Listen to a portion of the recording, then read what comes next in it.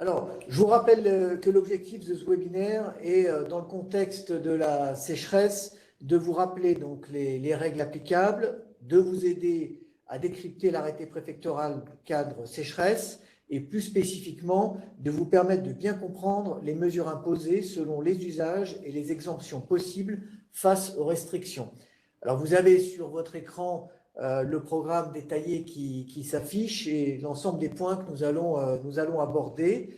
Nous ferons également un point rapide en fin de réunion sur les perspectives et les moyens d'action concrets à mettre en place dans votre entreprise. Les présentations seront assurées par deux experts, Madame Myriam Crousier de l'unité gestion de l'eau de l'unité gestion de l'eau du service protection et gestion de l'environnement à la DDT de l'Ain et M. Nicolas Denis qui est adjoint au chef de l'unité départementale de l'Ain de la DREAL Auvergne-Rhône-Alpes. Je tiens à les remercier dès maintenant de leur présence à ce webinaire et de leur disponibilité dans la préparation de cet événement. Je vais maintenant passer la parole à M. Jean-François Muller pour quelques éléments de contexte sur la démarche sobriété et efficacité hydrique des entreprises. Bonjour à toutes et à tous. Permettez-moi de me présenter. Je m'appelle Jean-François Muller et c'est à double titre que j'ai le plaisir de vous accueillir aujourd'hui. Tout d'abord en qualité de membre de la Chambre de commerce et d'industrie de l'Ain, mais également en tant que dirigeant d'une entreprise dans le domaine de la métallurgie basée à Bourg-en-Bresse, en l'occurrence Ugitech, entreprise d'une centaine de personnes. Alors l'eau fait partie du patrimoine commun de la nation et n'est plus une ressource illimitée. La sécheresse exceptionnelle que l'on a connue de l'automne 2021 à l'été 2022 a montré, une fois de plus, l'existence de déséquilibres importants entre les usages et les ressources hydriques, avec des besoins d'accès à l'eau potable qui n'ont pas été garantis partout dans le département dans l'Ain. C'était peut-être une première, mais ça ne sera pas la dernière. En effet, c'est sous l'effet du changement climatique que ces épisodes de sécheresse vont devenir plus fréquents et probablement plus intenses. Nous devons collectivement anticiper ces évolutions et nous y préparer pour aller vers plus de sobriété et réduire notre vulnérabilité également. L'ensemble des usagers doit porter cet effort de sobriété de manière structurelle sur le long terme pour réduire les consommations tout au long de l'année et évidemment plus particulièrement en situation de crise. Alors je voulais d'abord vous féliciter car nous avons toutes et tous réussi à nous mobiliser très rapidement pour réduire nos consommations de gaz et d'électricité cet hiver et je pense que nous pouvons tous en être très fiers. Ayons le même enthousiasme, la même énergie pour nous mobiliser maintenant et durablement sur la préservation de la ressource en eau. Le plan eau présenté par le président de la République le 30 mars 2023 appelle ainsi à cet effort de sobriété de l'ensemble des usages avec une réduction de 10% des prélèvements d'ici 2030. Concernant les entreprises, de nombreux secteurs d'activité dépendent de l'eau pour assurer leur finalité productive. C'est le cas des grandes industries, mais aussi des petites entreprises et des artisans ou des commerçants. Face à ces contraintes, le rôle des pouvoirs publics et des représentants du monde économique est d'accompagner l'adaptation des entreprises pour une sobriété et une efficacité des usages de l'eau et l'amélioration de notre résilience face à la raréfaction de cette ressource, tout en prenant en compte les contraintes économiques. Parmi les différents usages de l'eau, les entreprises de l'industrie et du tertiaire ne représentent qu'une part très minoritaire. Sur les 31,4 millions de mètres cubes prélevés en France chaque année, la part des usages principalement industriels est de 7,6% et pour la consommation de seulement 4%. Vous le savez, nos entreprises sont engagées depuis plusieurs années dans des projets pour réduire leur consommation, leur prélèvement d'eau et pour optimiser cet usage, parallèlement aux investissements réalisés pour dépolluer nos rejets. En l'espace de 10 ans, entre 2010 et 2019, les prélèvements d'eau douce pour les usages principalement industriels ont diminué de 9,3% en France métropolitaine. Mais vous l'avez compris, cet engagement doit être poursuivi et amplifié. Plusieurs initiatives dans l'Ain ont déjà été engagées. Madame la préfète de l'Ain a organisé dès le 25 avril à Jujurieux la conférence de l'eau, Conférence qui a permis de découvrir sous des visages très différents la ressource en eau. On a vu les pêcheurs, on a vu l'agence de l'eau, on a vu des agriculteurs, des gens engagés dans cette démarche de préservation de la ressource. Je ne vais pas citer tout le monde, mais ça a été un partage d'informations absolument passionnant d'avoir tous ces points de vue différents. Dans ce contexte, l'action régionale sobriété et efficacité hydrique des entreprises a été lancée officiellement par la préfète de région le 26 mai dernier. Son ambition est d'amplifier et de coordonner toutes les actions tendant à anticiper et maîtriser le risque pour les entreprises de la raréfaction de l'eau. Une deuxième initiative de Madame la préfète de l'Ain s'est tenue la semaine dernière, qui s'est intitulée les ateliers de l'eau, qui s'est déroulée le 20 juin. Il s'agissait cette fois de passer à l'action et aussi de poser quelques questions clés qui sont préliminaires au passage à l'action pour un certain nombre d'entreprises, notamment la question du financement. Ces actions visent 3 objectifs: l'amélioration du cadre réglementaire de la gestion de crise et des restrictions de prélèvement dans une logique d'équité régionale, l'identification et le partage des bonnes pratiques, la sensibilisation et l'accompagnement des entreprises, ainsi que le retour d'expérience à destination du niveau national. Le réseau des CCI est positionné en soutien de cette action de l'État, qui réunit tous les services de l'État concernés, mais aussi les organisations patronales et professionnelles, les chambres de métiers et de l'artisanat, et nous sommes engagés à mettre en œuvre des actions d'information, sensibilisation auprès des entreprises. Nous sommes donc à la manœuvre pour l'organisation de 2 webinaires, celui d'aujourd'hui sur la gestion de crise sécheresse et un second à venir en septembre 2023 sur le thème « Solutions pour optimiser sa consommation d'eau », dans lequel nous aborderons les éco-gestes, les bonnes pratiques en termes d'investissement également pour économiser durablement l'eau et les aides disponibles. Les entreprises de l'Ain ont une capacité d'initiative et d'innovation extraordinaire. Un nouveau champ s'ouvre à nous. Je vous souhaite une très bonne réunion et passe la parole au service de l'État pour les présentations. Merci beaucoup. Alors, nous allons passer tout de suite la parole à Myriam Crouzier de la DDT. Je vais lancer votre présentation pour la partager. Hop. Voilà, le temps que ça apparaisse.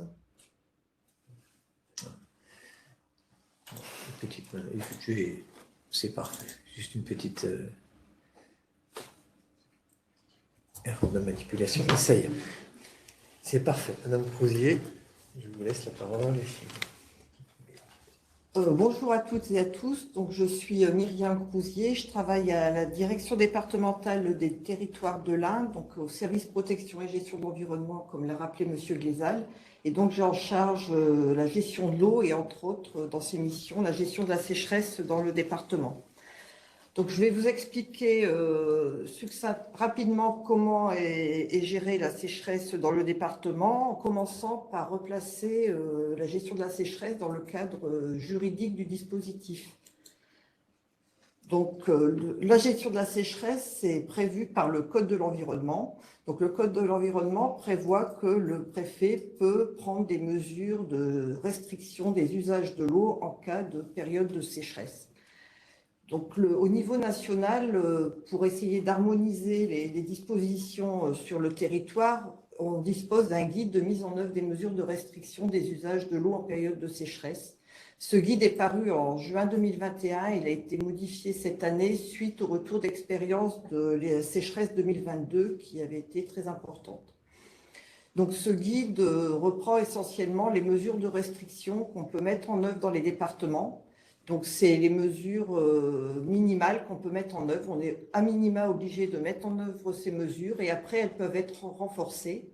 Donc, au niveau du bassin, donc, on a un arrêté relatif au renforcement de la coordination des mesures de gestion de sécheresse dans le bassin Rhône-Méditerranée. Donc, cet arrêté de 2021 a également été modifié en 2023. Donc, le bassin, pour simplement vous expliquer, la France est partagée en 6 bassins. Donc, le bassin qui nous concerne, le bassin Rhône-Méditerranée, prend tout le bassin versant du Rhône, donc depuis le lac Léman jusqu'à la Méditerranée, avec l'axe Saône aussi qui remonte jusqu'à Montbéliard. Donc, c'est à peu près 1/6 de la France. Donc, on a, par cet arrêté de bassin, donc renforce les mesures nationales et il y a encore un renforcement qui se fait par un cadrage régional, donc qui a été modifié en 2023 également. Donc, il nous faut, nous, travailler avec ces 3 documents pour définir la manière dont on va gérer la sécheresse dans le département. Donc, pour gérer la sécheresse, on met en place des arrêtés cadres, c'est-à-dire c'est le cadrage, c'est la règle du jeu. L'arrêté cadre, c'est la manière dont, après, en période de crise, on va déployer les mesures pour gérer la sécheresse. Donc, le département de l'Ain dispose d'un arrêté cadre qui prend de manière globale la majeure partie du département et on a un arrêté spécifique pour l'axe Saône.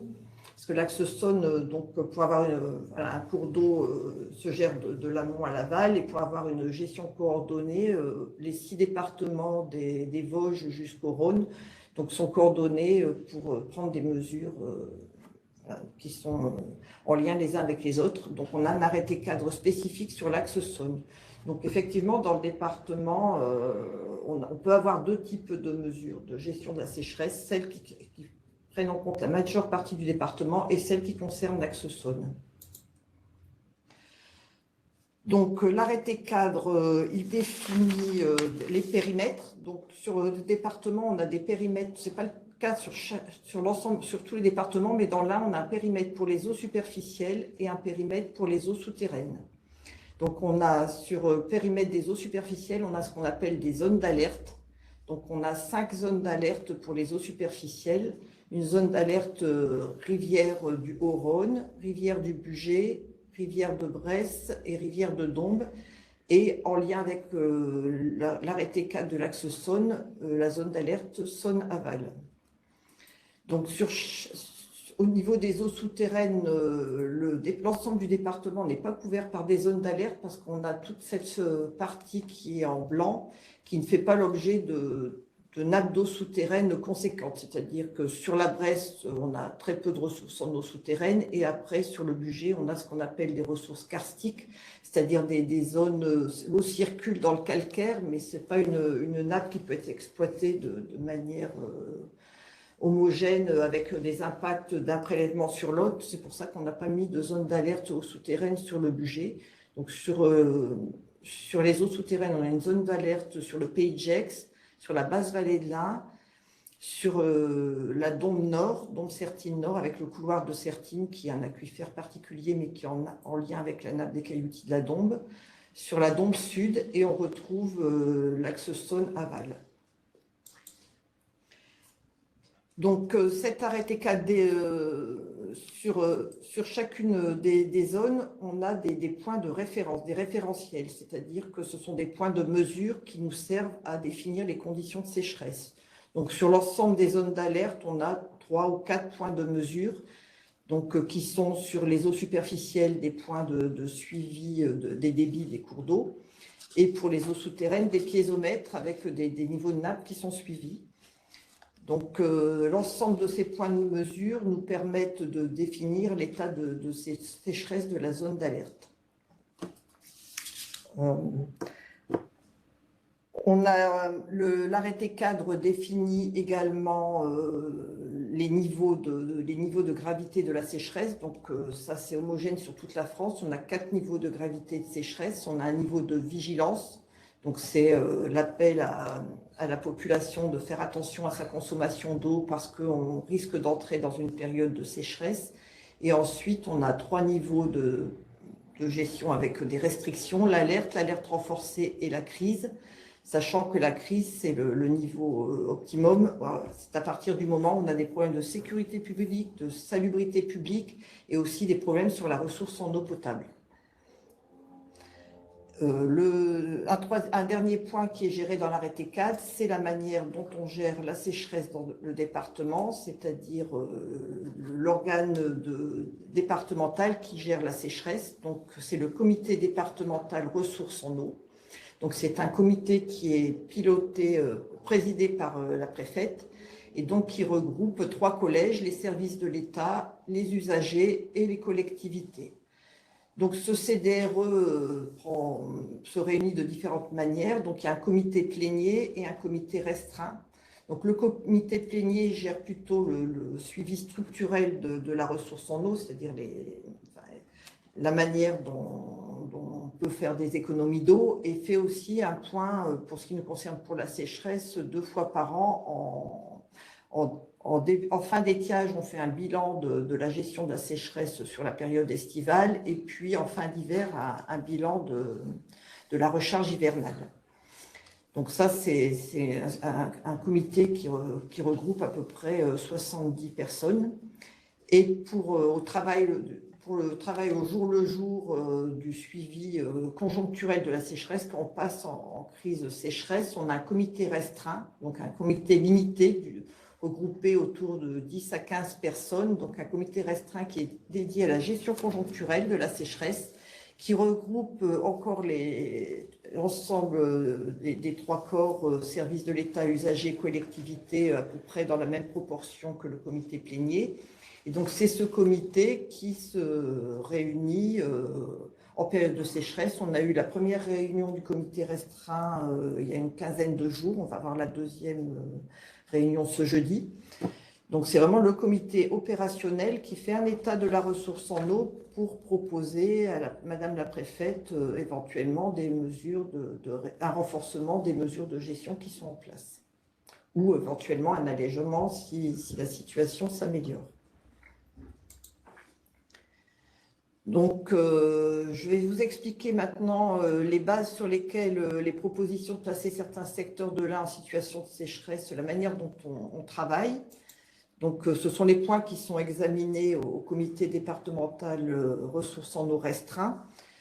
Donc, tout déjà pour faciliter le travail du comité restreint dédié à la gestion de la sécheresse, on établit au niveau de la DDT toutes les semaines une note de situation hebdomadaire.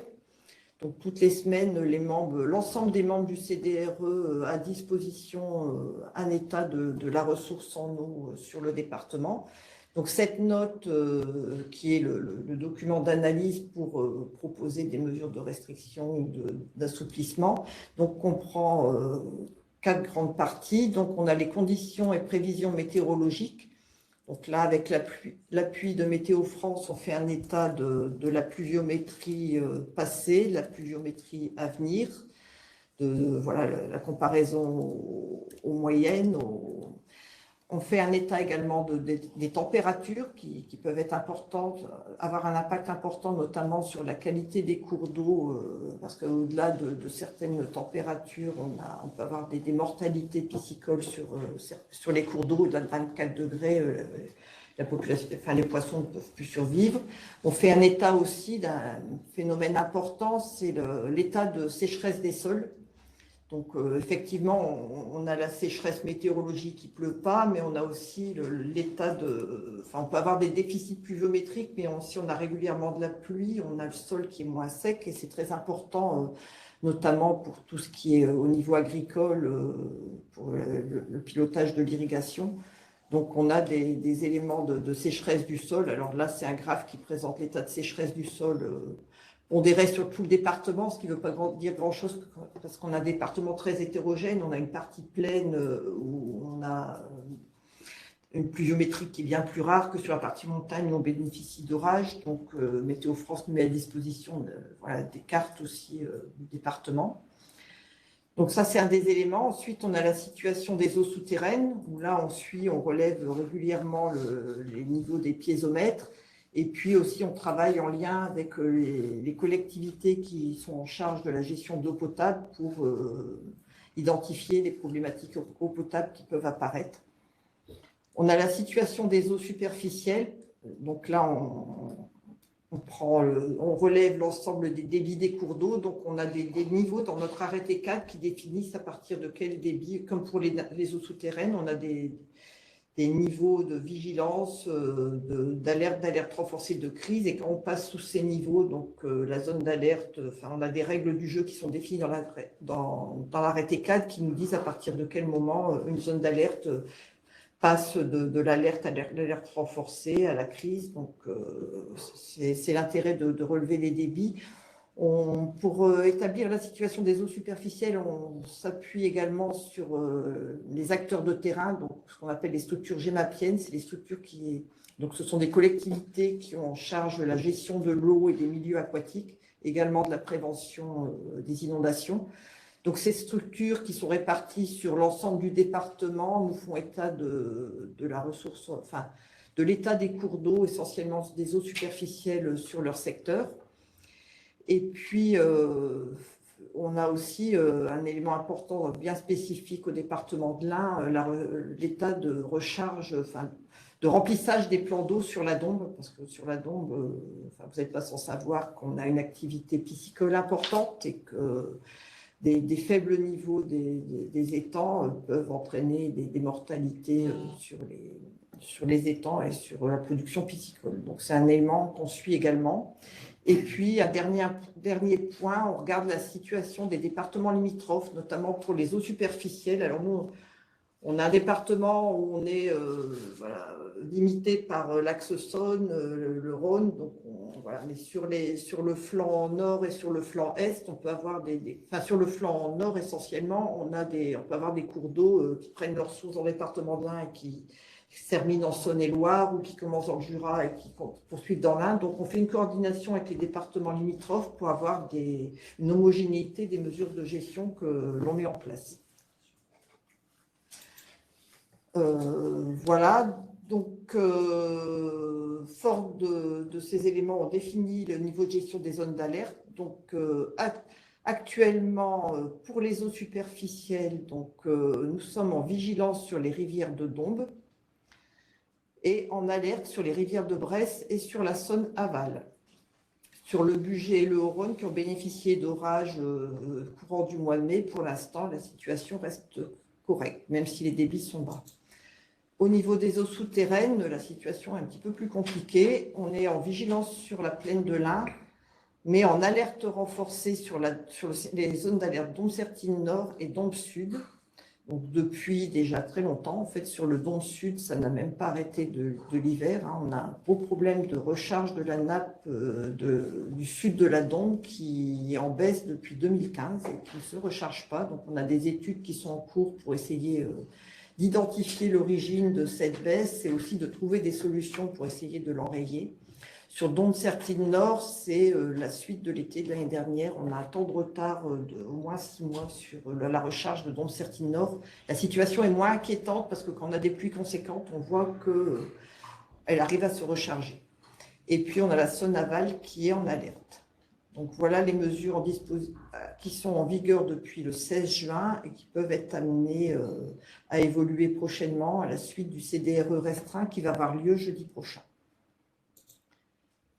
Voilà, donc pour la situation, pour trouver l'info, vous avez plusieurs canaux. Donc, il y a déjà l'arrêté préfectoral est diffusé par la DDT à toutes les collectivités, l'ensemble des membres du CDRE, aux représentants des professionnels. Les chambres consulaires nous aident grandement en faisant un relais de ces informations. Et on a aussi quelques professionnels à qui on communique l'information et qui relaient auprès de leurs adhérents. Donc, ensuite, il est mis en ligne sur le site des services de l'État, donc sur le site de la préfecture, et il y a un outil qui est amené à évoluer, qui devrait évoluer très très prochainement, c'est le site ProPluvia, où on a les informations donc, pour toute la France, et en allant sur le département qui nous concerne, on peut trouver l'arrêté de restriction sécheresse. Donc, il est amené à évoluer vers un outil plus convivial, dans un premier temps à destination plutôt du citoyen que des professionnels. Donc, un petit peu dans le type de l'EcoWatt, on pourrait cliquer a priori sur sa commune et savoir les mesures de restriction qui s'appliquent. Mais pour l'instant, on n'a pas cet outil, il devrait sortir avant la fin du mois, donc c'est très prochainement. Il ne reste pas beaucoup de jours, mais c'est annoncé pour le 15 juin, on ne l'a toujours pas. Donc, voilà. Donc après, mais je pense qu'il y aura il y aura de la publicité qui sera faite sur ce nouvel outil. Mais en tout état de cause, le site des services de l'État, vous trouverez l'ensemble des informations à jour. Voilà. Pour terminer, donc juste pour vous expliquer comment on lit un arrêté sécheresse. Donc, sur un arrêté sécheresse, ce qui est important, c'est 2 annexes. L'annexe où vous avez une liste des communes, de toutes les communes du département, avec la référence à leur zone d'alerte et le niveau de gravité qui s'applique. Donc, si vous prélevez dans les eaux superficielles, à Ambérieu, en Bugey, vous êtes en alerte renforcée. Si vous prélevez dans les eaux souterraines, vous devez appliquer les mesures du niveau d'alerte. Et si vous utilisez de l'eau potable, là, il y a une distinction qui a été faite depuis cette année entre les usages économiques et les usages domestiques.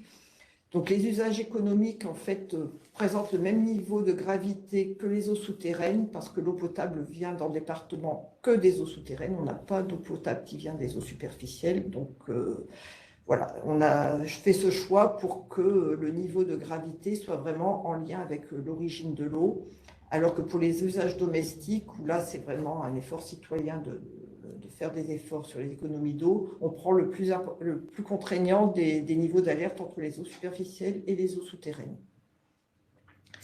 Et ensuite, donc on se réfère à l'annexe mesures de restriction dans la zone d'alerte. Alors, comme on a la Sonaval qui n'a pas tout à fait les mêmes mesures de restriction que le reste du département, on a une annexe mesures de restriction Sonaval et mesures de restriction pour le reste du département de l'Ain. Et donc, c'est un tableau qui se présente de cette manière. Vous retrouvez, alors là, j'ai pris un exemple usage industriel, mais je ne vais pas rentrer dans l'usage, ce n'est pas l'objet, ça sera expliqué par M. Denis après. Donc, vous trouvez l'usage et ensuite les mesures de restriction qui s'appliquent selon les niveaux de gravité, de vigilance, alerte renforcée ou crise. Et puis aussi à qui elle s'applique, donc aux particuliers, aux entreprises, aux collectivités ou au monde agricole. Donc chaque arrêté de restriction est fait sur cette base et voilà, le plus important à consulter, ce sont ces 2 annexes. Voilà, j'en ai terminé. Merci beaucoup. Parfait, on est parfaitement dans le timing. Merci beaucoup, Madame Crousier. Alors, on va tout de suite faire le lien avec l'intervention de Nicolas Denis de Ladréal, qui va du coup continuer sur maintenant le contenu et les spécificités de l'arrêté. Je change juste la présentation. Voilà.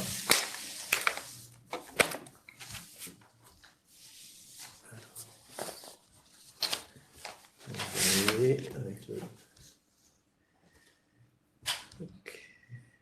Voilà, ça va.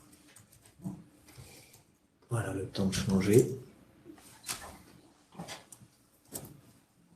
Monsieur Denis, je vous passe la main. Merci, Monsieur Glézal. Messieurs, bonsoir. Donc, je vais tâcher de vous expliquer comment est-ce que l'ensemble des éléments qui viennent de vous être présentés par Madame Crousier sera déployé au sein du monde économique au sens large. Je commencerai par un petit rappel et je commencerai par être désagréable puisque ces valeurs sont valables depuis l'année dernière et devraient être mises en place déjà depuis l'année dernière. Donc, le régime général de l'arrêté 4 sécheresse, en seuil d'alerte, c'est une réduction de la consommation d'eau de 25%. Seuil d'alerte renforcé, donc c'est le cas, je vous le rappelle, sur au moins, actuellement sur 2 nappes souterraines, Dôme Sertine Nord et Dôme Sud, c'est une réduction de la consommation d'eau de 50%. Et quand on atteint le seuil de crise, c'est un arrêt pur et net des prélèvements.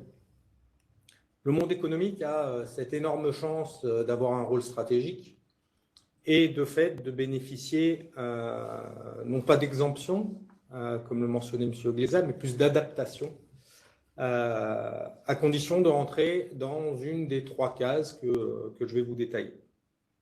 Donc la faible consommation d'eau, le fait d'avoir déjà des restrictions prescrites ou d'être dans une situation technique qui permet de démontrer que vous avez déjà réduit au maximum votre consommation d'eau. Donc, premier cas, les sites ayant une faible consommation d'eau. Qu'est-ce que c'est un site qui a une faible consommation d'eau? C'est défini dans l'arrêté 4 sécheresse. Pour les activités industrielles, commerciales et artisanales, c'est consommer moins de 1000 m3 par an prélevés dans le milieu, sur un forage ou dans une rivière, et consommer moins de 7000 m3 en comptant ce qu'on tire sur le réseau d'eau potable et ce qu'on tire au sein du milieu. à 7000 m3, à moins de 7000 m3 par an, pardon, on devrait retrouver quasiment toutes les activités dites artisanales, une large partie des petites entreprises, sauf peut-être celles qui appartiennent à des secteurs qui font de l'eau, ont besoin de l'eau de manière stratégique dans leur process. Je pense par exemple aux microbrasseries. Aujourd'hui, il faut entre 10 et 25 litres d'eau pour faire un litre de bière. Donc, boire de la bière à la place de l'eau, ça n'aidera pas. Les activités de laverie industrielle, toutes ces activités pour lesquelles l'eau a un caractère stratégique. Bien évidemment, et ça je vous le dis en prévision d'éventuelles actions de contrôle, il faut pouvoir justifier qu'on est un petit consommateur. Et donc, il est communément admis au sein des services de contrôle que les factures d'eau des 3 dernières années sont suffisantes pour démontrer qu'on est dans le cas du petit consommateur.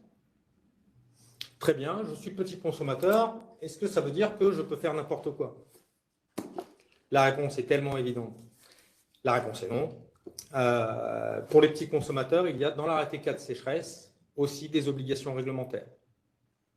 Une première, et j'insiste sur cette première parce que les contrôles que nous avons pu mener ont démontré qu'elle n'était pas systématiquement mise en œuvre, c'est la mise en place d'un registre hebdomadaire des prélèvements, et ce, dès le seuil de vigilance.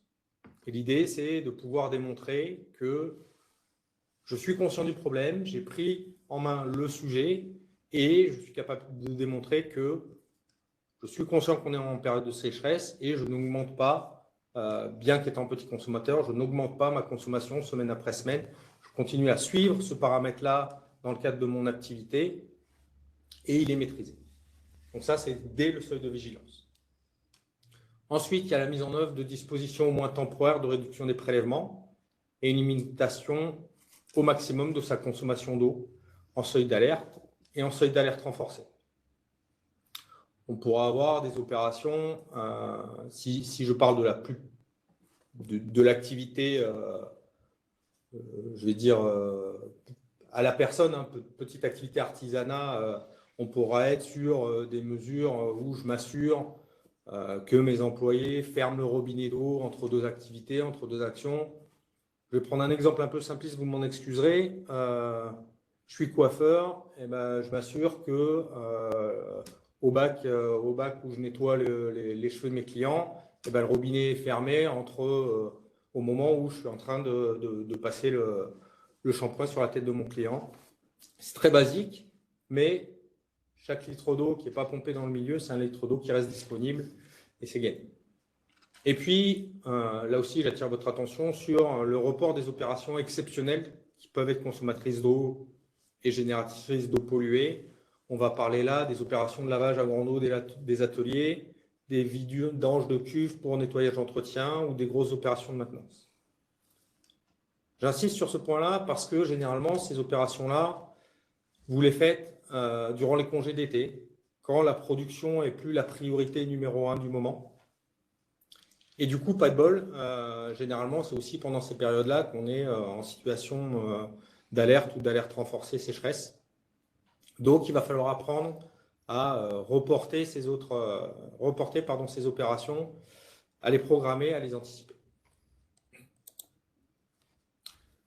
Donc, si je synthétise pour les petits consommateurs, donc l'attendu, c'est justifier son niveau de consommation, vous le ferez grâce aux factures, mettre en place un relevé hebdomadaire et ce, dès le seuil de vigilance.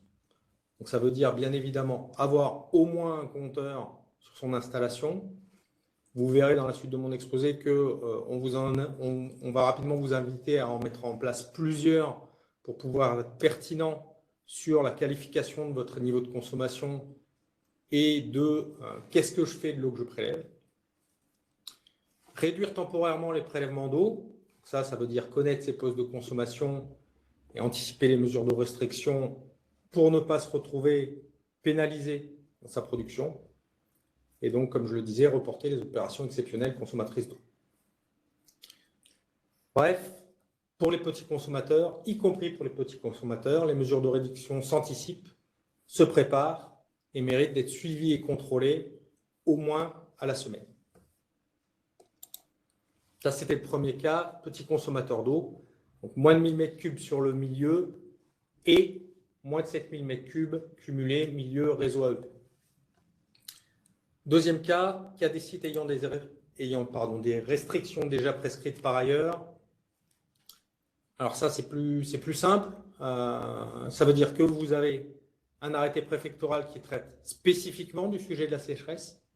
Attention, pour ceux qui sont installations classées pour la protection de l'environnement, vous avez des arrêtés préfectoraux qui encadrent votre activité, qui encadrent votre consommation d'eau, qui encadrent votre prélèvement d'eau, mais qui, par défaut, ne traitent pas de la sécheresse.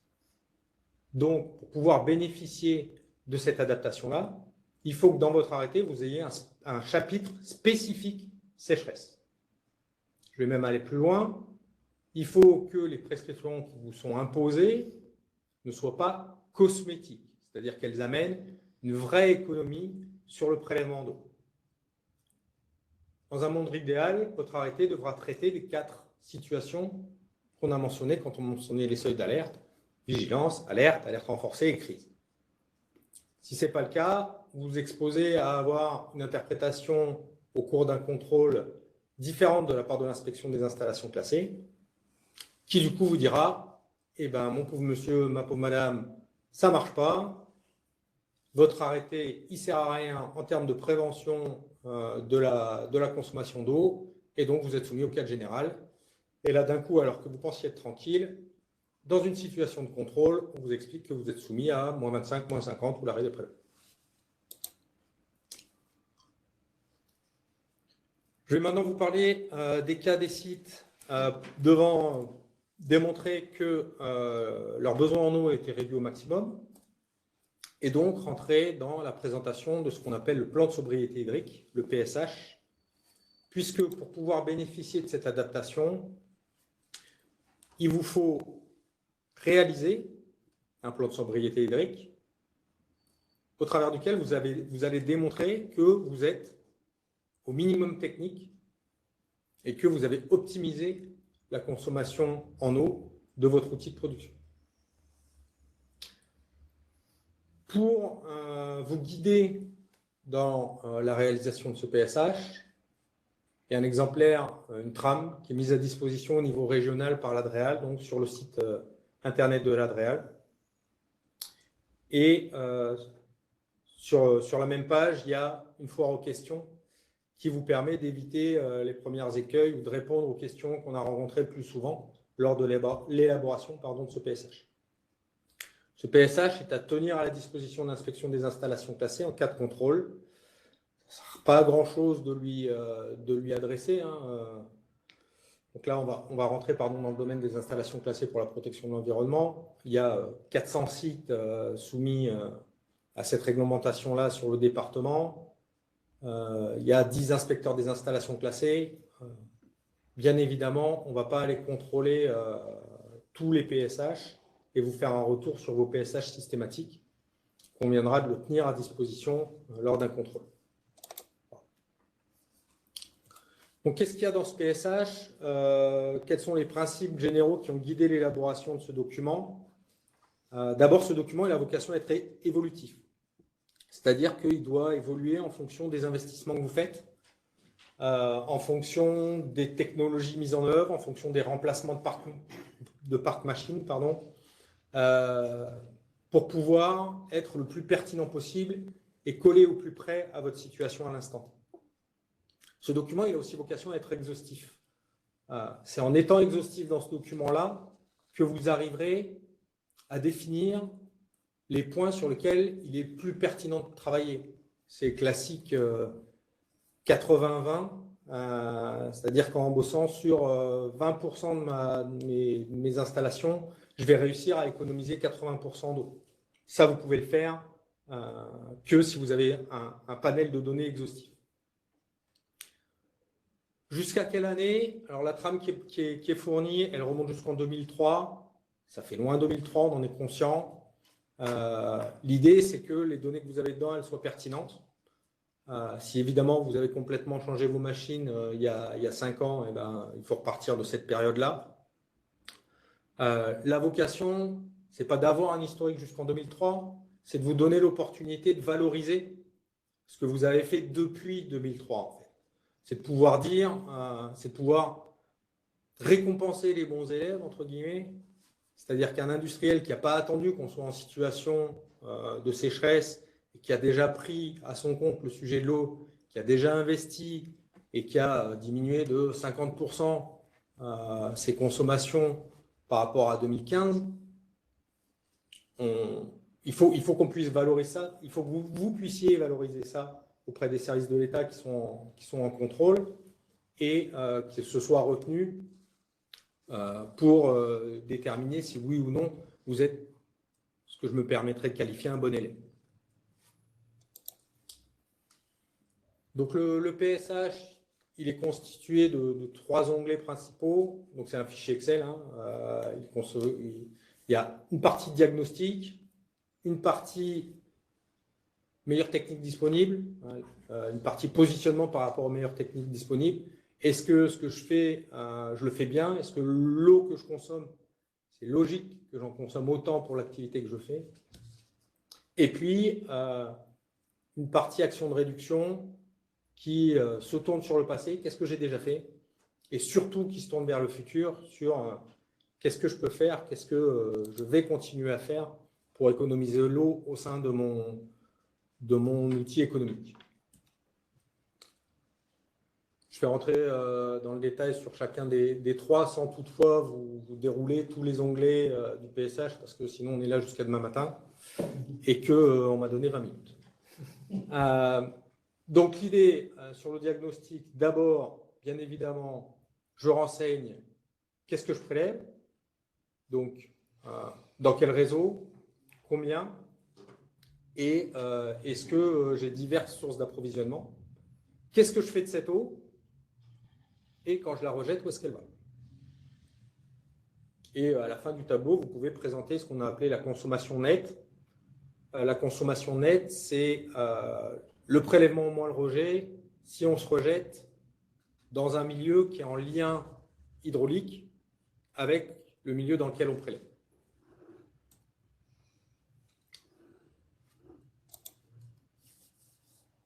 Donc sur la partie diagnostic, je renseigne donc le type d'alimentation, je vous l'ai dit, eau potable, eau souterraine, eau de surface. Où est-ce que je prélève avec le nom, le code de la masse d'eau? Est-ce que je suis sur une zone qui est couverte par un plan de gestion de la ressource en eau ou pas? J'expose à l'inspection quelles sont les éventuelles caractéristiques de mon prélèvement, quels sont les moyens de prélèvement que j'ai à ma disposition, le débit technique de mes pompes, le débit autorisé dans mon arrêté préfectoral quand j'en ai un, comment je suis organisé pour relever mes compteurs, est-ce que ma consommation elle est identique toute l'année, est-ce que parce que je suis fabricant de glace, je fabrique plus en hiver et j'en vends plus en été et du coup je prélève moins d'eau. Si je mets de l'eau en bouteille, je mets plus d'eau en bouteille l'été parce que c'est là que les gens ont soif et boivent, etc. Un onglet évolution de la consommation de l'eau avec des systèmes de calcul automatique pour avoir quelques graphes. À quoi sert l'eau que je prélève? Et c'est un point important parce que c'est généralement sur ce chapitre-là que vous arriverez à travailler pour réduire votre consommation d'eau. Et enfin, où est-ce que je la rejette? Comme je disais, le prélèvement net et un schéma ou un bilan hydraulique. Donc, il est indispensable que vous précisiez le nom dans lequel vous faites votre prélèvement, puisque c'est ça qui vous permet de savoir dans quelle zone d'alerte vous êtes et du coup, à quelles restrictions vous êtes soumis. Et puis, pour les prélèvements, donc, on essaye d'aller du plus large au plus détaillé, c'est-à-dire le plus large, c'est le compteur général entrée usine, et le plus détaillé, ça peut être jusqu'à la consommation d'une machine spécifique, puisque j'ai mis des compteurs jusque-là. Vous avez la possibilité, dans le modèle qui vous est fourni, d'aller jusqu'au compteur d'une machine, si vous le souhaitez, en rajoutant des colonnes, pour être le plus précis possible. Sinon, vous pouvez également effectivement travailler avec une seule colonne qui est la colonne globale, malheureusement, ça démontre quand même une connaissance limitée de vos besoins, de votre utilisation de l'eau, et généralement, ce n'est pas bon signe. Les volumes d'eau prélevés sont à fournir en mètres cubes par an, puisque c'est le critère qui est retenu pour déterminer si on est petit ou grand consommateur. Le schéma bilan hydrique, l'idée, c'est bien d'avoir, là encore, un diagramme, un schéma qui représente l'utilisation de l'eau au sein de votre entreprise. Est-ce que j'utilise de l'eau directement prélevée au réseau, ou est-ce que j'ai déjà avancé sur le sujet et j'ai mis en place des boucles de réutilisation, des modes d'alimentation alternatifs?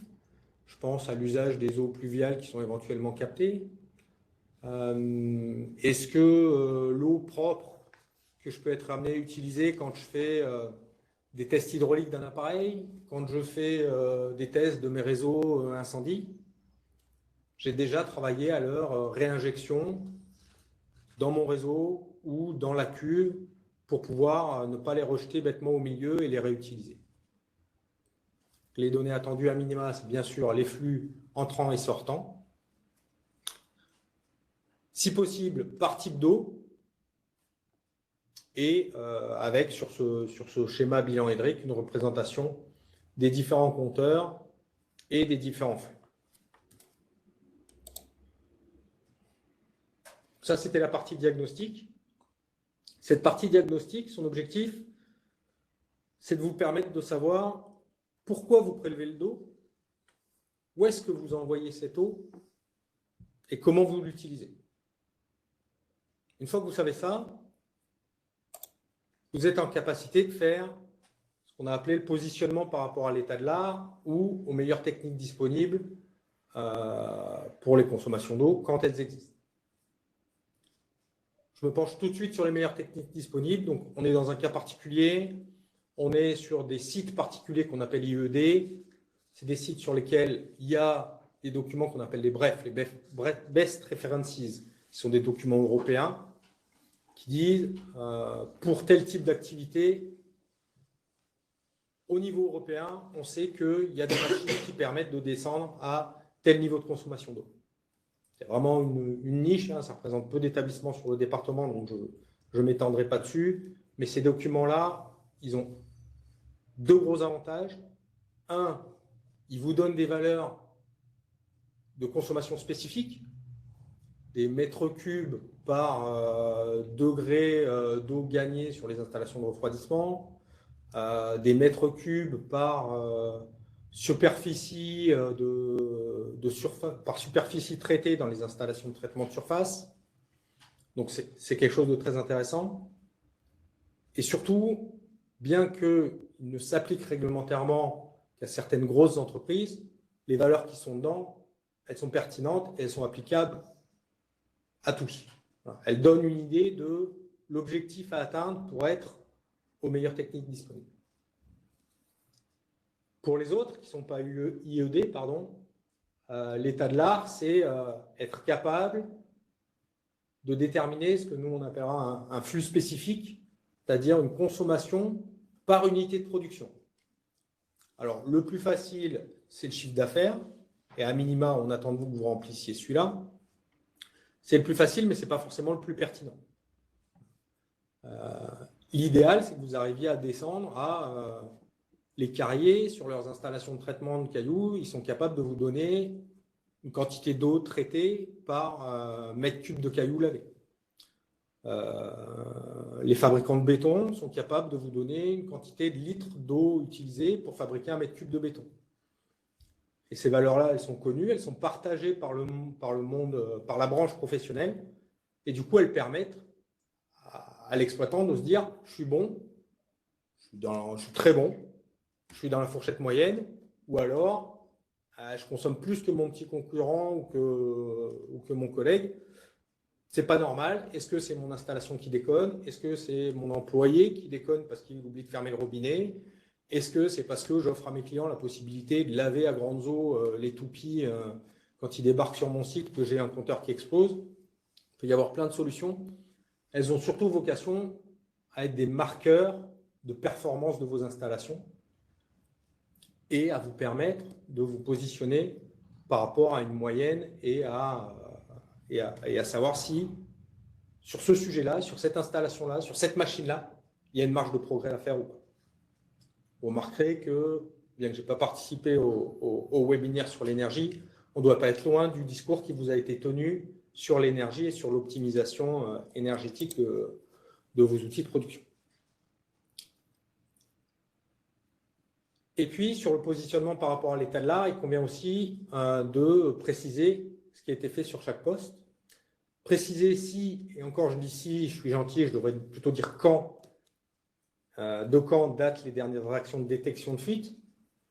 C'est tout bête, mais aujourd'hui, l'année dernière, on a encore eu de gros industriels, hein, je ne parle pas d'artisans, de gros industriels qui ont découvert que leur réseau était fuyard et qui ont économisé, une fois les travaux faits, plusieurs centaines de mètres cubes sur l'année. Alors que tout à chacun, tout citoyen, on n'accepterait pas d'avoir une fuite qui nous fait perdre 10 litres d'eau par jour dans notre réseau parce que quand la facture arriverait, on tirerait un peu la gueule. Donc, soit on sort la grosse machinerie et on fait de la détection de fuite en faisant appel à un prestataire avec des machines spécifiques pour le faire, soit, et je me permets la petite astuce, soit on a la chance de travailler qu'en semaine, et du coup, le vendredi, quand on ferme, on va jeter un coup d'œil au compteur, on le note, et puis lundi, quand on vient ouvrir, on regarde le même compteur, et s'il a bougé, ce n'est pas bon signe. Normalement, il n'y avait personne le week-end, donc c'est que vous avez une fuite sur votre réseau, et ça, c'est déjà une information importante dans les actions de réduction de ces consommations d'eau.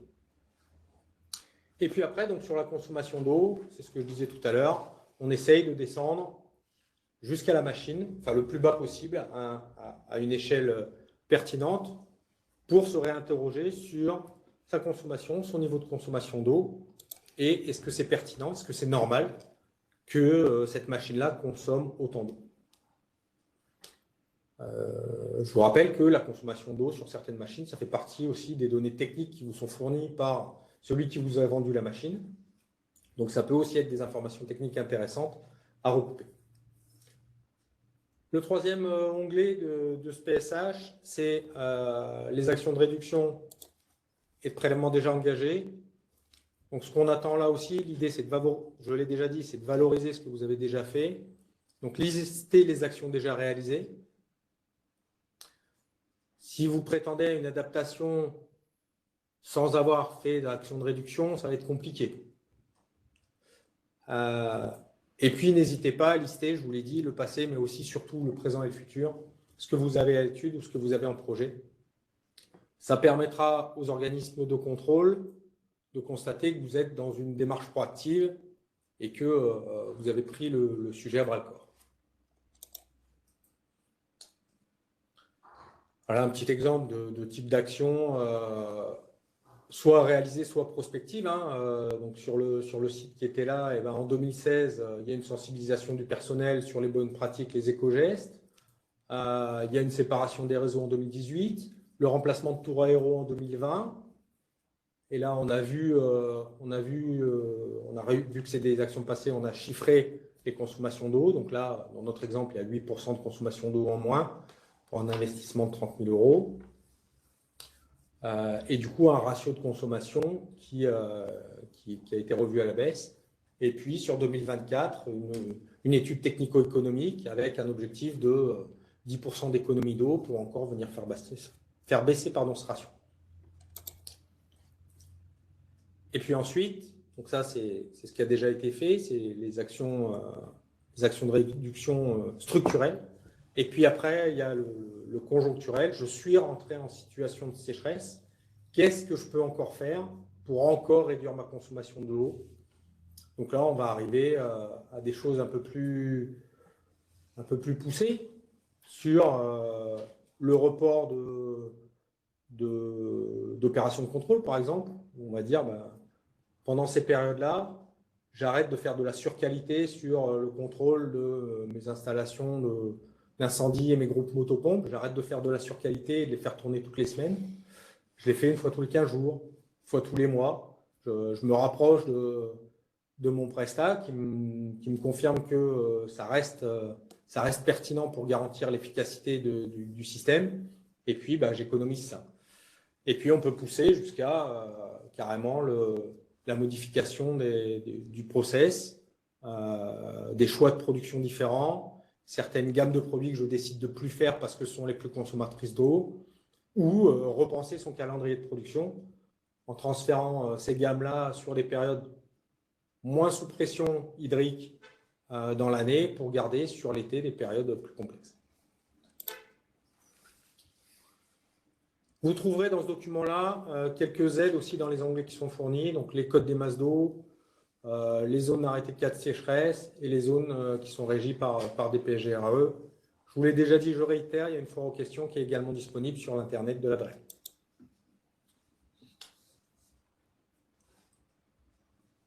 Je résume rapidement ce que je viens de vous dire en 20 minutes. Pour bénéficier de l'adaptation PSH et pour être pertinent sur l'usage de l'eau dans le monde économique, il faut connaître son minimum technique. Donc il faut connaître combien on prélève, pourquoi on prélève autant et qu'est-ce qu'on fait de l'eau qu'on prélève pas. Donc généralement, il faudra installer des compteurs intermédiaires.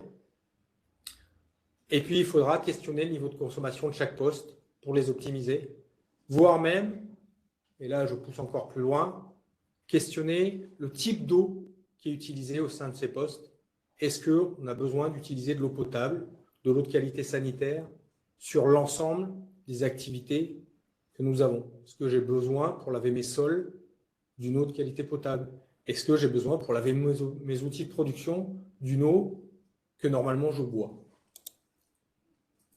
Donc après, tout ça permet de mettre en place des boucles, de recirculation, des usages en cascade avec une eau dont la qualité se dégrade mais qui continue à correspondre à mon usage. Et puis en plus de ce travail de fond, évidemment, sensibilisation du personnel, mise en place d'équipements sanitaires qui permettent les réductions d'eau. On en a chez nous. Il me semble logique que le monde économique en ait au sein de son outil économique.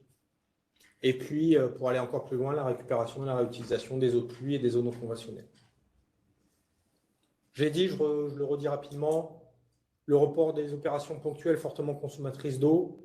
Aujourd'hui, vous êtes, dans le monde économique, quelques-uns à avoir déjà réfléchi à ça et à avoir mis en place des opérations de report de maintenance, des opérations de décalage des essais, des opérations de recirculation, c'est-à-dire que l'eau que j'utilise quand je fais un essai incendie, je ne la rejette pas au milieu, je la remets dans ma cuve, parce que c'est pareil, je n'ai pas besoin d'eau potable pour éteindre un incendie, le pompier n'a pas besoin d'eau potable. Voire même, en opération de contrôle, on a rencontré un industriel qui a arrêté de vidanger ses cuves pour faire l'entretien et la maintenance de sa cuve. Il emploie une société qui utilise des plongeurs. Donc la cuve est en eau et ce sont les plongeurs qui viennent nettoyer l'intérieur de la cuve. Quand on est sur une cuve de 400 mètres cubes, ça commence à avoir un intérêt. J'ai commencé en étant désagréable, je finirai en étant désagréable. Et en vous rappelant ce que vous encourez en cas de contrôle qui mènerait à un non-respect de l'arrêté de cas de sécheresse. Alors, qui contrôle, ça dépend du client. Pour les particuliers, généralement, c'est l'OFB. Pour le monde industriel un peu plus gros, ICPE, c'est soit la police de l'eau DTT, soit l'UD-DREAL. Pour, je ne l'ai pas mentionné, vous m'en excuserez, pour les industries agroalimentaires, c'est la DDPP qui fait office d'inspection installation classée. Voire dans certains cas, sur certaines parties de l'arrêté de cas de sécheresse, ce sont les maires qui ont le pouvoir de police. Qu'est-ce qui est contrôlé? Bien évidemment, le respect des prescriptions et donc la mise en place des mesures de réduction. Et pour ce qui nous concerne des DT ou des DREAL, les ouvrages de prélèvement, puisque ces derniers sont aussi réglementés. Et qu'est-ce que je risque? Parce que c'est ça le plus important. Pour le commun des mortels, une contravention de 5e classe, on peut quand même aller jusqu'à 1 500 €. Et puis, pour le monde économique, et en particulier les installations classées pour la protection de l'environnement, la même contravention, dont le montant peut être multiplié par 5 si c'est la raison sociale qui est poursuivie, un arrêté de mise en demeure, une suspension d'activité éventuellement, et malheureusement des poursuites pénales. Voilà, monsieur Lisa. Merci beaucoup, monsieur Denis. Merci à nos deux intervenants, parce que c'est vrai que c'est un réel challenge que y compris d'entrer dans des sujets techniques, et vous apporter de l'information tout en restant aussi dans un timing imposé par le format de webinaire. Alors, nous sommes arrivés un peu au bout du temps que nous étions donné, mais comme promis, nous allons prendre quelques questions pour terminer. Encore un mot, un peu de perspective et d'ouverture, mais je serai volontairement rapide parce que effectivement nos intervenants sont déjà rentrés sur un certain nombre de sujets, notamment au niveau des outils et des actions possibles. Tout d'abord, vous l'avez compris, et je le redis, la démarche du PSH, le plan de sobriété hydrique, il est obligatoire que pour certaines catégories d'entreprises, mais j'espère que vous l'avez compris, la présentation a visé aussi à montrer que la démarche, la philosophie de l'outil, la méthode, elle peut être appliquée dans toute entreprise. Donc là, j'insiste sur ce point, le format imposé est valable pour certains d'entre vous qui est dans un cadre spécifique. S'il y a besoin de l'éclairer, nous serons à votre disposition, bien sûr, pour vous le préciser. Un certain nombre d'entre vous, je pense notamment à des commerçants, des artisans, petits consommateurs, ne seront pas directement contraints, et je vous rassure, à l'application de cet outil dans son état détaillé. Mais encore une fois, la méthodologie, la philosophie, l'approche est vraiment à travailler et à appliquer, bien sûr, dans votre secteur d'activité avec des adaptations. Nous sommes là au niveau des équipes de la CCI et bien sûr en lien avec les services de l'État pour aussi vous aider dans le déploiement de cet outil. On en a parlé également en introduction, Jean-François Muller en a parlé et monsieur Denis l'a bien détaillé également. Il y a des actions engagées par les entreprises, il y a des bonnes pratiques et des éco-gestes qui existent pour maîtriser et réduire sa consommation d'eau, qui doivent être diffusés, qui doivent être généralisés. Il y a des moyens d'action multiples. Nous organiserons, comme indiqué également tout à l'heure, un webinaire dédié à la rentrée. Alors certainement, il y aura 2 webinaires régionaux. Il y en aura un qui sera plutôt dédié aux activités industrielles et assimilées, et un autre sur la partie plus au commerce, artisan, café, hôtel, restaurant, voilà, activités plus spécifiques ou de petite taille.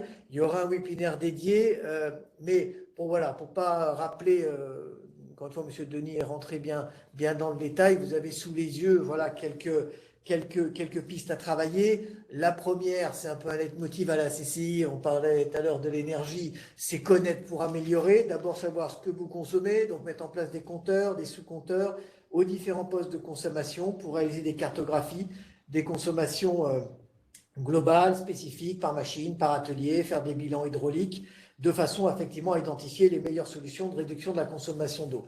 C'est bien sûr éviter le gaspillage, faire la chasse aux fuites, sensibiliser vos salariés, vos collaborateurs aux économies d'eau, travailler sur la sobriété en réduisant vos consommations d'eau aux usages essentiels. Encore une fois, c'est des bonnes pratiques évidentes, mais qu'il convient de rappeler. Réaliser des investissements dans du matériel performant pour votre process, les opérations de nettoyage. Veillez notamment à vous poser cette question quand vous allez renouveler et remplacer du matériel. Pour certaines activités, des approches, je dirais évidemment, de mise en place de mousseurs, de robinets poussoirs, de châteaux à double débit, voilà, là aussi applicable à un certain nombre d'activités. Et bien sûr, ça a été également évoqué, ce que j'ai appelé diversifier l'origine de l'eau, c'est travailler ensuite sur la récupération et la valorisation des eaux pluviales, sur la réutilisation des eaux usées. Voilà. Les pistes d'action sont multiples. Une campagne de communication est en préparation, réalisé par les CCI en lien bien sûr avec les services de l'État. Donc il y a un certain nombre de supports de communication qui ont déjà démarré et des pages régionales, des pages ressources, là aussi qui sont réalisées avec les services de l'État et qui sont en attente de validation par Madame la préfète de région, qui seront mises en ligne et relayées par les CCI, mais aussi l'ensemble des acteurs de cette opération sobriété et efficacité hydrique des entreprises. Vous avez compris qu'il y a grand nombre aussi d'acteurs qui sont partenaires à nos côtés. Il y a aussi des vidéos, qui sont en cours de préparation pour promouvoir aussi des actions particulièrement exemplaires réalisées par des entreprises. Je terminerai, avant de passer à la phase de questions, pour rappeler que nous devons, et vous devez aussi, vous préparer et anticiper une possible situation de crise avec des restrictions sévères d'eau, des interdictions d'utilisation, voire des coupures d'alimentation d'eau. Cet hiver, on a parlé de délestage en matière d'électricité avec des possibilités de coupure d'électricité pendant des durées de 2 heures. Nous avions alerté, informé les entreprises sur ce sujet. La question de l'eau va être, je dirais, sur un modèle qu'on peut imaginer similaire, effectivement, avec se préparer à des coupures d'eau. Alors, on ne sera pas sur des questions de 2 heures si on a des puits, effectivement, qui décrochent ou si on a des situations critiques de sécheresse. Vous l'avez compris, la nappe et les ressources ne pourront se reconstituer au bout d'un certain temps. Donc, il est important de vous préparer dans vos entreprises, de vous préparer à la gestion de crise, d'anticiper et mettre un plan de continuité d'activité si effectivement des restrictions d'eau sont imposées ou si simplement la ressource n'est plus disponible. Les présentations sont terminées. Merci pour votre attention. Merci beaucoup à nos différents intervenants de ce soir. Et je vous propose de prendre quelques questions tout de suite. Vous y avez accès via notre onglet Q&R, questions-réponses. Jérôme Caposiena. Alors, on a eu une première question dès le début de la présentation. Ça concerne une question sur le registre. Alors, le registre, on en a parlé tout à l'heure. Est-ce qu'il est dédié au prélèvement net dans le milieu ou pas? Ou pour d'autres prélèvements? Non, le registre a vocation à couvrir l'ensemble des prélèvements, des sources d'alimentation en eau du site concerné. Donc, le registre hebdomadaire qui est attendu, si vous avez un forage, il traitera du forage et du réseau AEP, puisque j'imagine qu'au moins pour les besoins sanitaires, il y a du réseau AEP. Si vous n'avez pas de forage, il ne traitera que du réseau AEP.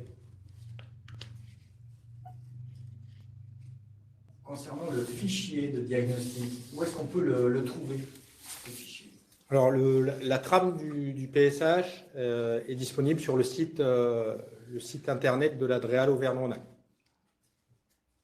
Faites une recherche avec le mot PSH, ou plan de sobriété hydrique, et vous trouverez immédiatement cette trame qui est disponible sous 2 formats, un format Excel et un format PDF. Une question plus technique. Est-il possible de trouver les valeurs des flux spécifiques pour la profession d'un abattoir de volaille ou on en a parlé, les brefs?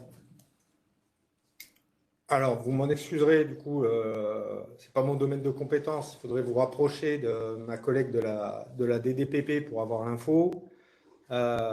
Les brefs, les best references, sont de toute façon eux aussi disponibles sur Internet. Moi, je travaille avec un site qui s'appelle aida.ineris.fr qui fournit l'ensemble des brefs de l'ensemble des activités. Et donc, si les abattoirs sont concernés par un bref, c'est là que vous pourrez retrouver le document.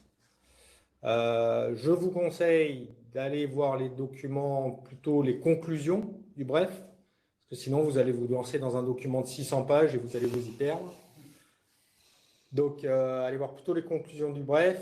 Et pareil, avec une recherche par mots-clés, vous devriez pouvoir retrouver la partie consommation d'eau. Si elle existe, attention, tous les brefs ne traitent pas de la consommation d'eau pour une activité. concernant toujours ce fichier, est-ce qu'il doit être envoyé ou tenu à disposition? Alors aujourd'hui, on vous demande de le tenir à disposition pour les opérations de contrôle. Je vous l'ai dit, 400 ICPE soumises à autorisation ou enregistrement dans le département de l'Ain. Notre force de frappe ne nous permet pas de valider tous les PSH, donc il faudra le tenir à disposition. C'est une question là, il me semble qu'on a répondu d'ailleurs tout à l'heure, c'est pour les IA, quel est mon organisme de référence? Pour les industries agroalimentaires, c'est la Direction départementale de la protection des populations, la DDPP, qui est votre organisme de contrôle. Pourquoi ne réfléchissons-nous pas à ces questions au moment de la construction d'un outil de production? C'est ce que j'ai fait, je retranscris un petit peu la question, c'est ce que j'ai fait en récupérant les eaux de pluie sur mon toit. Les architectes ont beaucoup de mal à mettre en œuvre ces demandes et l'État ne fait rien pour changer les choses. Effectivement, hein, comme tous les sujets, si ce sujet est pris en compte dès la conception de l'outil industriel, c'est plus facile. Aujourd'hui, on valorise les actions de réutilisation de l'eau. Il est vrai que la réutilisation de ce qu'on appelle les eaux conventionnelles ou les eaux grises est un sujet à part entière. Hein. Aujourd'hui, pour pouvoir réutiliser les eaux grises, il faut avoir une dérogation préfectorale. Les textes qui autorisent l'utilisation de ces eaux grises, c'est 3 usages. C'est l'arrosage des espaces verts, c'est l'usage, ça ne doit même pas être l'usage en eau s'il doit y avoir l'usage en eau pour les sanitaires. Et vous m'excuserez, j'ai oublié le 3e. Le plan eau prévoit une nouvelle réglementation pour assouplir ces usages d'eau grise et permettre un usage plus général de l'eau en fonction du besoin et de la qualité qui correspond aux besoins. Peut-être pour compléter, on voit effectivement aujourd'hui se développer un certain nombre d'initiatives, effectivement, notamment sur des nouveaux bâtiments, hein, sur de la récupération des eaux pluviales pour des utilisations sanitaires, voire des utilisations de process ou de nettoyage. Ça a été rappelé tout à l'heure, on est aussi face à une situation inédite, hein, qui amène aussi aujourd'hui à des mesures et à une mobilisation forte de l'ensemble des acteurs. Aujourd'hui, effectivement, là aussi, sur la réutilisation de l'eau, la réglementation encadre aussi des choses, parce qu'il ne s'agirait pas non plus du fait d'une urgence de faire n'importe quoi. Et puis évidemment, il y a des questions de santé des personnes, de sécurité de l'environnement. Voilà, donc il y a le cadre réglementaire qui encadre tous ces aspects. Néanmoins, il est important que nous puissions aussi faire remonter d'éventuelles, je dirais, incohérences ou points d'amélioration plutôt, notamment dans la réglementation. Donc là aussi, n'hésitez pas à nous faire part si vous avez des points de blocage, parce que c'est un moment aussi pour les faire remonter, les partager, trouver aussi des éléments de solutions qui répondent à tous les enjeux. Les choses évoluent vite, il y a des dispositifs mis en place en termes d'aide financière. Alors on en parlera aussi lors du webinaire solutions avec les aides de l'Agence de l'eau, dans le cadre aussi de France 2030, des dispositifs qui peuvent être mobilisés. Donc là, voilà, il y a aussi un certain nombre d'outils mis en place par l'État ou d'autres organismes, des organismes étatiques qui peuvent effectivement apporter un appui dans le cadre de vos démarches. Donc on est là aussi pour vous écouter et vous aider à en bénéficier. Alors, est-ce qu'il y a une date butoir pour le PSH, notamment parce que là, nous sommes dans une période de congé? Il y avait l'année dernière, il y a un proverbe qui dit le meilleur moment pour planter un arbre, c'était il y a 20 ans. Le deuxième meilleur moment pour planter un arbre, c'est maintenant. Donc, les dates butoirs, à proprement parler, non, il n'y en a pas. C'est l'arrêté cadre sécheresse qui s'applique et le PSH, il vous permet de bénéficier d'une adaptation. En cas de contrôle, si vous n'avez pas de PSH et que vous n'avez pas avancé sur le sujet, vous ne convaincrez pas votre organisme de contrôle que vous avez pris le sujet à bras-le-corps Et du coup, il y aura d'autres choix que de vous imposer de respecter les mesures de restriction qui sont dans l'arrêté 4 sécheresse. L'idée, c'est vraiment d'être en capacité de démontrer que vous êtes dans une démarche proactive et que vous avez pris le sujet à bras-le-corps. Il n'y a pas de date butoir, mais le plus tôt sera le mieux. Comment se passent les réductions de consommation imposées dans le cadre du démarrage d'une nouvelle activité commerciale? C'est une excellente question. C'est une excellente question. Je vais vous faire une réponse de Normand, une réponse un peu focus. Puisque c'est une nouvelle activité, elle devrait être aux meilleures techniques disponibles. Donc, en cherchant un peu dans la littérature, vous devriez pouvoir démontrer que votre niveau de consommation d'eau est conforme à ce qui se fait de mieux actuellement, et donc même si vous n'avez pas un PSH à proprement parler, vous êtes déjà à l'état de l'art.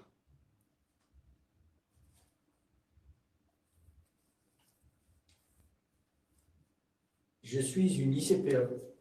Mais si je n'ai pas répondu à l'enquête qui a été envoyée en début d'année, puis-je encore y répondre? Alors effectivement, la démarche PSH, elle a été engagée à l'hiver dernier. Et il y a eu en mars un sondage qui demandait aux ICPE, aux installations classées pour la protection de l'environnement, qui souhaitaient bénéficier d'une adaptation, de se signaler. Ce sondage aujourd'hui est plus ouvert, évidemment. Mais ce n'est pas parce que vous n'avez pas répondu au sondage que vous ne pouvez pas bénéficier de cette adaptation. L'idée, ce n'est pas de dire c'est bon, j'ai répondu au sondage. L'idée, c'est de dire c'est bon, j'ai un PSH qui tient la route. Je me suis lancé dans des actions d'économie d'eau. J'ai investi, j'ai mis en place telle ou telle mesure et je le démontre au travers de mon PSH. Donc l'adaptation, elle n'est pas liée à une déclaration qui s'est faite en mars, elle est liée à votre capacité aujourd'hui à démontrer que vous êtes bon sur le sujet.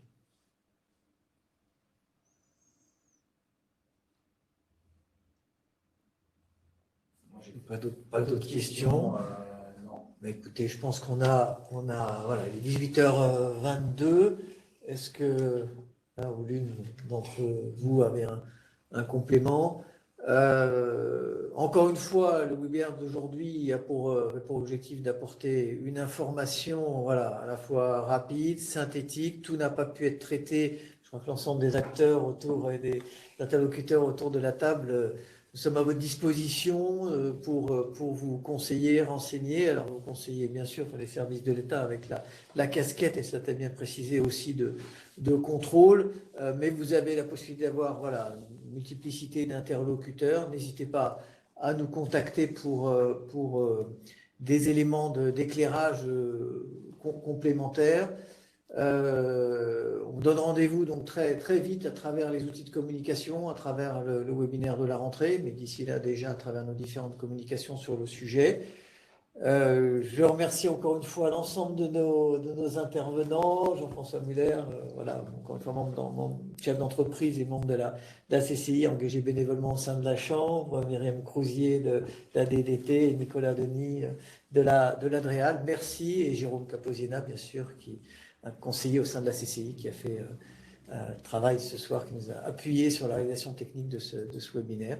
Merci, on vous souhaite une très bonne soirée. Donc, nous vous enverrons le lien vers le replay, les présentations par mail. Je propose aussi de vous envoyer, aussi l'arrêté sécheresse. La dernière version de l'arrêté sécheresse, le lien, Un modèle de PSH. le modèle de PSH, et puis le lien AIDA Ineris également, que vous avez cité, monsieur Denis. Nous vous ferons un mail récapitulatif et nous vous envoyons tout cela rapidement. Merci pour votre attention et votre participation. Au revoir.